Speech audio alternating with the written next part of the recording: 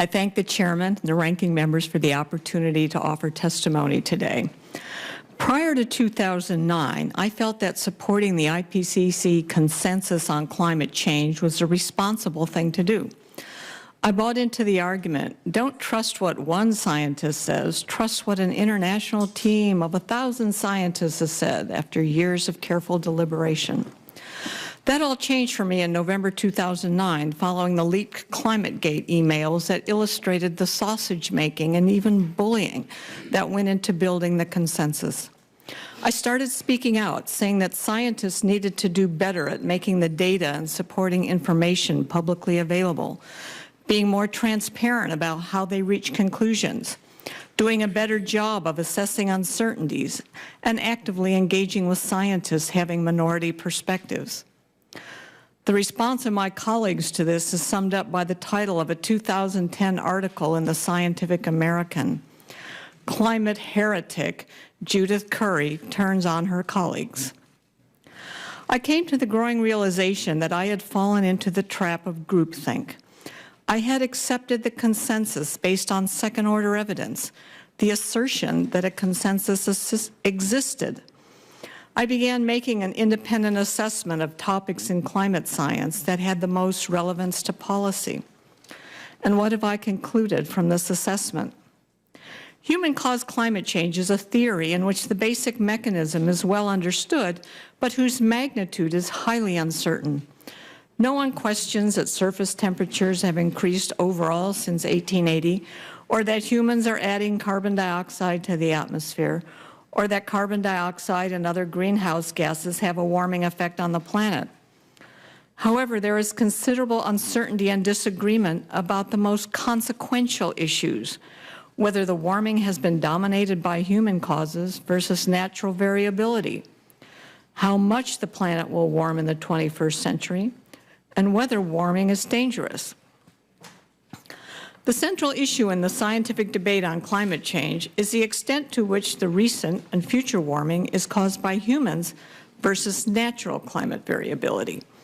Research effort and funding has focused on understanding human causes of climate change. However, we have been misled in our quest to understand climate change by not paying sufficient attention to natural causes of climate variability, in particular from the sun and from the long-term oscillations in ocean circulations. Why do scientists disagree about climate change? The historical data is sparse and inadequate. There's disagreement about the value of different classes of evidence, notably the value of global climate models. There's disagreement about the appropriate logical framework for linking and assessing the evidence. And scientists disagree over assessments of areas of ambiguity and ignorance. How then and why have climate scientists come to a consensus about a very complex scientific problem that the scientists themselves acknowledge has substantial and fundamental uncertainties? Climate scientists have become entangled in an acrimonious political debate that has polarized the scientific community. As a result of my analyses that challenge IPCC conclusions, I have been called a denier by other climate scientists, and most recently by Senator Sheldon Whitehouse. My motives have been questioned by Representative Grijalva in a recent letter sent to the president of Georgia Tech.